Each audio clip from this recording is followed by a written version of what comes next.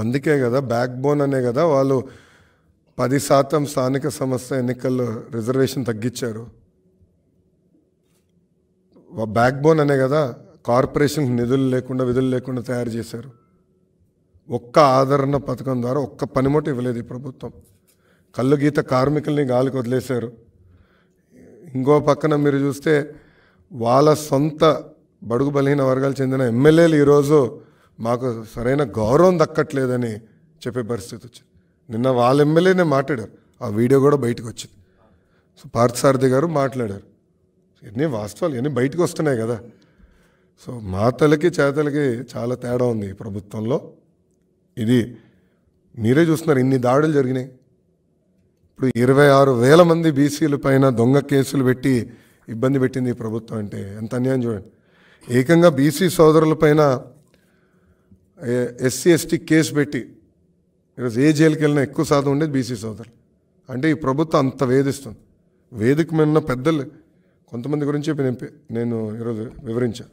ఇలా రాష్ట్ర వ్యాప్తంగా జరుగుతున్నాయి. సో చాలా ఏకపక్షంగా ఈ ప్రభుత్వం వ్యవహరిస్తుంది. సో అందుకే బీసీ సోదరులు కూడా చైతన్యం తీసుకురావాలి. మేము కూడా కొన్ని హామీలు ఇచ్చా పాదయాత్రలో. ఒకటి, బీసీ సోదరుల రక్షణ కోసం ఒక ప్రత్యేక రక్షణ చట్టం తీసుకొస్తాను. అంటే ఎస్సీ ఎస్టీ అట్రాసిటీస్ యాక్ట్ తరహా ఒక ప్రత్యేక రక్షణ చట్టం తీసుకొస్తాను. రెండోది, ఇప్పుడు కాస్ట్ సర్టిఫికేట్ అనేది పర్మనెంట్గా ఉండట్లా. ప్రతిసారి మా బీసీ సోదరులు మేము బీసీ సోదరులను చెప్పుకోవాల్సిన పరిస్థితి వస్తుంది. ఎందుకు ఉండాలి అలా? పర్మనెంట్ కాస్ట్ సర్టిఫికేట్ ఇస్తామని కూడా హామీ ఇచ్చా. రెండోది, టెక్నాలజీతో అనుసంధానం చేసి ఇప్పుడు బటన్ నొక్కితే భోజనం ఇంటికి వస్తుంది, బటన్ నొక్కితే క్యాబ్ ఇంటికి వస్తుంది, బటన్ నొక్కితే కాస్ట్ సర్టిఫికేట్ ఎందుకు రావట్లా? ఇప్పుడు Aadhaar number permanent, caste certificate ఎందుకు పర్మనెంట్ ఉండట్లా? సో పర్మనెంట్ కాస్ట్ సర్టిఫికేట్ ఇస్తాం. అదేవిధంగా యాప్ ద్వారా ఆ సర్టిఫికేట్ వాళ్ళకి అందుబాటులో తీసుకొస్తాం. సో ఏ ప్రభుత్వ ఆఫీస్ చుట్టూ తిరగకుండా అది అందజేసే బాధ్యత మేము తీసుకుంటామని చెప్పాం. మూడోది, ఉపకులాల వారిగా దామాషా ప్రకారం ఉపకులాల వారిగా నిధులు కేటాయించి ఆ నిధులు స్వయం ఉపాధి ఆ కులాల్లో ఉన్న బీసీ సోదరులకి సంక్షేమం కోసమే ఖర్చు పెడతామని కూడా చెప్తాం జరిగింది. ఇంకా నియోజకవర్గ స్థాయిలో కూడా అక్కడున్న బీసీ సోదరుల దామాషా ప్రకారం కమ్యూనిటీ భవనాలు కూడా ఏర్పాటు చేస్తామని మేము చెప్తాం జరిగింది.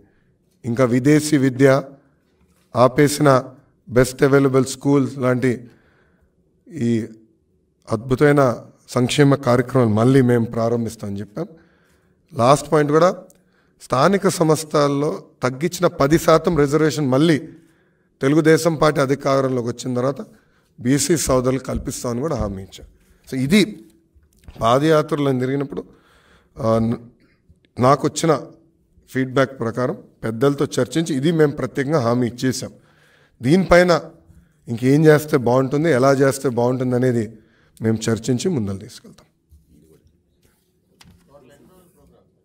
అనా ఈ ప్రోగ్రాం 2 నెలల పాటు జరుగుతుంది.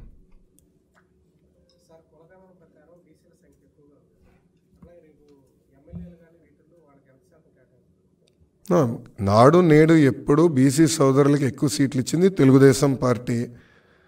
అటు కౌన్సిల్లో కానివ్వండి, అసెంబ్లీలో కానివ్వండి, నామినేటెడ్ పోస్ట్లో కానివ్వండి పెద్ద ఎత్తున బీసీ సోదరులకే మేము సీట్లు ఇచ్చాం. రేపు పార్లమెంట్లో కూడా అంటే ఎంపీ లోక్సభ కానివ్వండి అటు రాజ్యసభ కూడా ఎక్కువ శాతం బీసీలను పంపించాలని ఇప్పటికీ బాబు గారు నిర్ణయించుకున్నారు. మేము క్యాండిడేట్స్ ప్రకటించినప్పుడు అది మీకు తెలుస్తుంది.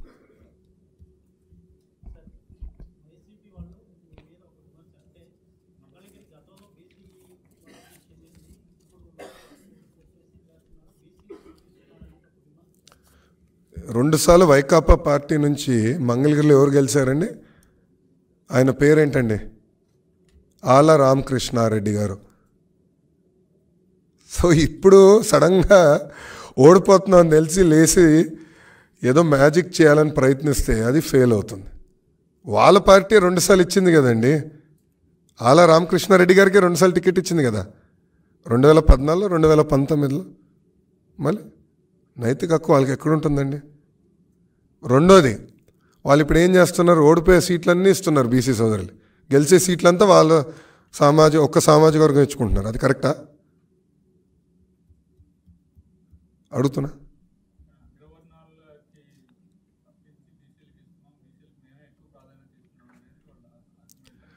సో ఇప్పుడు గుంటూరు వెస్ట్ ఇచ్చారు, వేవ్లో కూడా గెలవలేదు వాళ్ళు. నంబర్ 1. మంగళగిరి 2 సార్లు గెలిచారు, ఈసారి గ్యారంటీగా వైకాపా పార్టీ ఓడిపోతాం ఖాయం. అది తెలిసే ముందర తప్పిచ్చారు. దానికన్నా ఏం చేశారు చెప్పండి? కడప ఎంపీ ఇవ్వమనండి, బీసీలకి కడప ఎంపీ ఇవ్వమనండి. ఎవరు ఇవ్వద్దంటున్నారు? గెలిచే సీటు కదా, గ్యారంటీ గన్ షాట్ సీట్ కదా, సొంత బంధువు కాదని ఇవ్వమనండి, అప్పుడు ఒప్పుకుంటా. ఓకే, గెలిచే సీటు ఉంది కదా పులివెందల, అది ఇవ్వమనండి. అరే ఓడిపోయే సీట్లు బీసీ సోదరులకి ఇచ్చి మేదో న్యాయం చేస్తున్నాం, పొడి చేస్తున్నాం అంటే ఎవరు నమ్ముతారు స్వామి? ఇక్కడ అడుగుతున్నా, ఎవరు నమ్ముతారు?